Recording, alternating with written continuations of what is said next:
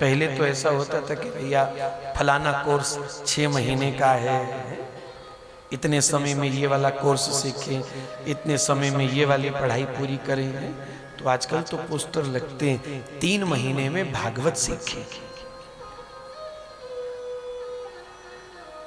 कोई बड़ी बात नहीं है, कथाएं सीखना, कहानियां सीखना और बैठ कर के कहानी को बोल देना कोई बड़ी बात नहीं है। लेकिन सुनाने वाला अगर अनुभवी नहीं है तो अनुभव से हीन वक्ता यदि व्यासपीठ पर बैठकर के सुनाता है तो ना उसका स्वयं का कल्याण है, न श्रवण करने वाले का कल्याण है। क्योंकि वो भागवत का परिचय नहीं जानता, वो कहानी कहना तो सीख गया। अब कहानी कहना कौन सी बड़ी बात है भाई। कृष्ण मथुरा में पैदा हुए और मथुरा से गोकुल में आ गए और गोकुल में आकर के मटकियां फोड़ी, पूतना को मारा, ये किया, वो लीला करी, ऐसा। अब ये तो कोई भी सुना देगा, कोई बड़ी बात नहीं, कोई खास नहीं है ये बात सुना पाना। कोई सुना रहा है तो ये कोई बहुत बड़ी उपलब्धि भी नहीं है, बहुत बड़ी अचीवमेंट भी नहीं है।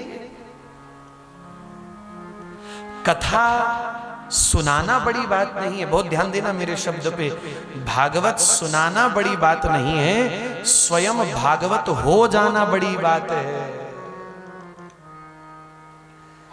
भागवत केवल सुनाने का विषय नहीं है, सुनते सुनाते वो स्वयं भागवत हो जाए, ये बड़ी उपलब्धि है महाराज, ये बड़ी उपलब्धि है।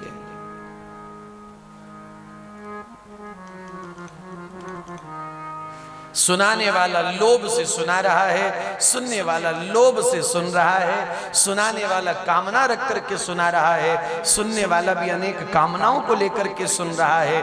तो फिर कथा कहाँ गई? कथा तो हट गई, कथा के बीच में तो केवल कामना शेष रह गई, इच्छा शेष रह गई। कामना के अतिरिक्त तो कथा तो कहीं दिखाई नहीं दे रही। कथा का तो कार्य है कामना से जीव को मुक्त कर देना। सुनने और सुनाने वाला तो दोनों कामना से भर कर के बैठे सुन और सुना रहे हैं, तो फिर कथा का औचित्य क्या रह गया? कथा की फिर महिमा क्या रह गई?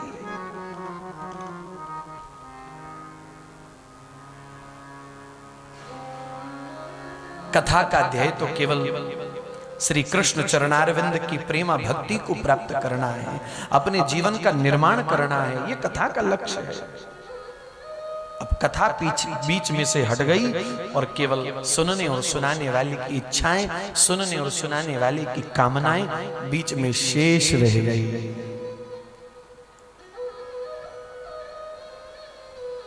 सुनने वाला कहता है कितने में सुनाओगे, सुनाने वाला कहता है कितने में सुनोगे।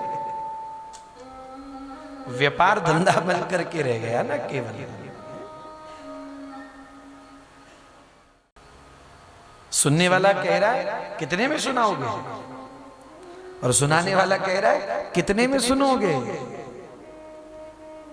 जिस हिसाब से तुम्हारा बजट है उसी हिसाब से हम भी सुनाएंगे। आजकल कथा के बजट पूछे जाते हैं, आश्चर्य है ना, बड़ा आश्चर्य है, हैरान करने वाली बात है। कितना बजट है भाई? जितना तुम्हारा बजट होगा उसी हिसाब से हम सुनाएंगे। बढ़िया देने वाला यजमान हो तो बढ़िया बढ़िया कथा सुनाएंगे, और बढ़िया देने वाला ना हो तो फिर ऊपर ऊपर से सुना करके 7वें दिन पैसा लेकर के घर को भाग जाएंगे। कोई बड़ी बात नहीं है ये सब। सुनाने वाला जब तक उस रस में खुद नहीं डूबा हुआ है, सुनने वाले को क्या करेगा? वो उस सुनने वाले को क्या दे जाएगा?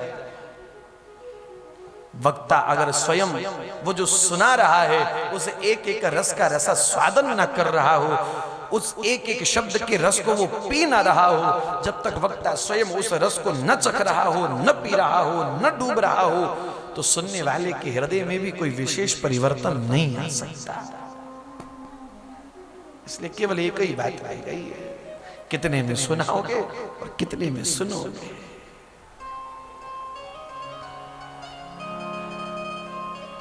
महाराज खुल्लम खुल्ला ये तो व्यापार हो गया, व्यापार।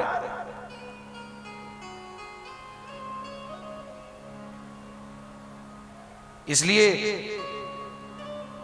महापुरुषों ने आदेश किया, अनुभवी महापुरुषों से कथा सुनो। जिनको कोई अनुभवी नहीं है, ऐसों से दूर। अनुभवी से कथा सुनी जाए, किसी अनुभवी से सत्संग प्राप्त हो। अच्छा, वो अनुभवी है, उसका हाव भाव तुमको बताएगा कि सुनाने वाला यूं ही सुना रहा है, लिखी पढ़ी सुना रहा है, कि जो लिखा पढ़ा है उसको जानकर के सुना रहा है। सुनाने वाले के हाव भाव से पता चलेगा, सुनाने वाले के मुख की आभा से पता चलेगा कि सुनाने वाला केवल लिखी पढ़ी सुना रहा है ऊपर ऊपर से, या वो जो लिखा हुआ है सुनाने वाला उसको जानता है, उसको समझता है, उसको पहचानता है। जो लिखी पढ़ी सुनाए उसका हाव भाव बता देगा, और जो लिखा हुआ है उसको जान करके सुनाए उसका भी हाव भाव तुमको बता देगा। ये निर्णय तो आपको करना है, ये निर्णय तो श्रोता का है, सुनाने वाला का क्या, वो तो सुना करके चला ही जाएगा। ये निर्णय तो श्रोता का है। 3 महीने में कथा सीखे, कोई बड़ी बात नहीं, हो सकता है, हो सकता है। हमने तो आज भी ऐसे ऐसे महापुरुषों को देखा है, जीवन के 80 साल बीत गए कथा सुनाते सुनाते, 50 साल बीत गए कथा सुनाते सुनाते, 60 साल बीत गए कथा सुनाते सुनाते, और जिन महापुरुषों ने जीवन के 60 बरस कथा सुनाते सुनाते सुनाते सुनाते व्यतीत कर दिए, वो आज भी कहते हैं हम तो इतने नालायक हैं, हमको तो भागवत का भ नहीं आता, हम तो कुछ नहीं जानते। वो तो आज भी यही कहते हैं, उल्टी सीधी वाणी से जो कह देते हैं प्रभु उसको स्वीकार कर लेते हैं। हम तो कथा कहना जानते नहीं। और 3 महीने का कथा का कोर्स करने वाले बोलते हैं हमसे बढ़िया कथावाचक दुनिया में कोई है ही नहीं। जिन्होंने 3 महीने का कोर्स किया है वो कहे में महाराज हमसे बढ़िया कथावाचक दुनिया में कोई नहीं है।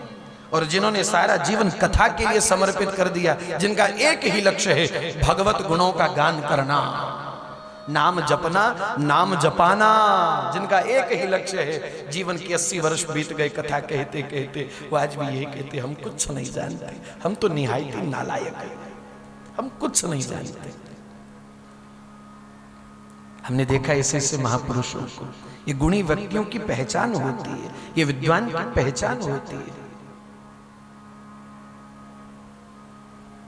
20 साल लगाए होंगे ना ढोलक सीखने को, तो जिसने 20 साल लगा करके सीखा होगा वाद्य यंत्र, वो सदा यही कहेगा हमें आज भी कुछ नहीं आता, हमें आज भी कुछ नहीं आता। और जिसने कहीं जाकर के 6 महीने वाला कोर्स किया हो, वो कहते हमसे बढ़िया तो कोई है ही नहीं, हमसे बढ़िया कोई नहीं है। ये पहचान होती है।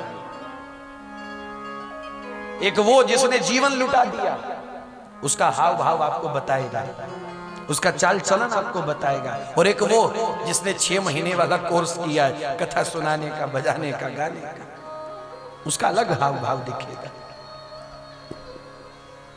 होते आजकल कथाओं के कोर्स होते, देखते मोबाइल में आता है 3 महीने में ढोलक बजाना सीखे घर बैठे, 3 महीने में बाजा बजाना सीखे घर बैठे, उस्तादों की मार नहीं खानी। ऑनलाइन पेमेंट भेज दीजिए उस्ताद जी को, उस्ताद जी अपने यहां बैठे, तुम अपने घर में बैठे बैठे 3 महीने में तबला बजाओ।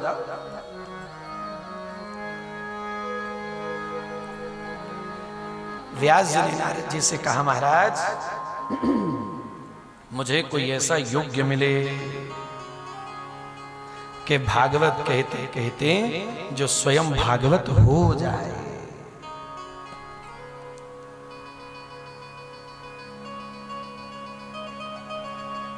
ये शब्द हमने अपने श्री गुरुदेव भगवान से श्रवण किए। श्री गुरुदेव भगवान ने हमसे एक बार आदेश किया, आज्ञा दी, बेटा भागवत कहते हो, केवल कहो मत, भागवत हो जाओ, भागवत बन जाओ।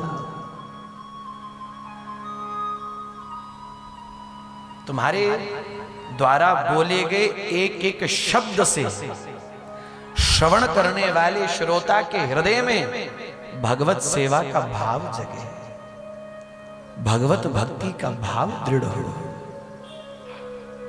भागवत केवल कहने का विषय नहीं है, भागवत हो जाइए। और ये कानून केवल वक्ता के ऊपर लागू नहीं होता, वक्ता के साथ साथ श्रोता के ऊपर भी लागू होता है। हम केवल सुने ना भागवत, हम सुनते सुनते भागवत हो जाए। भागवत माने भव भक्ति ग ज्ञान व वैराग्य त त्याग। हम केवल कहें ना, हम केवल सुने ना, सुनते सुनाते हम वैसे हो जाएं, जैसा हम सुन रहे हैं हम वैसे हो जाएं। इसका नाम है भागवत।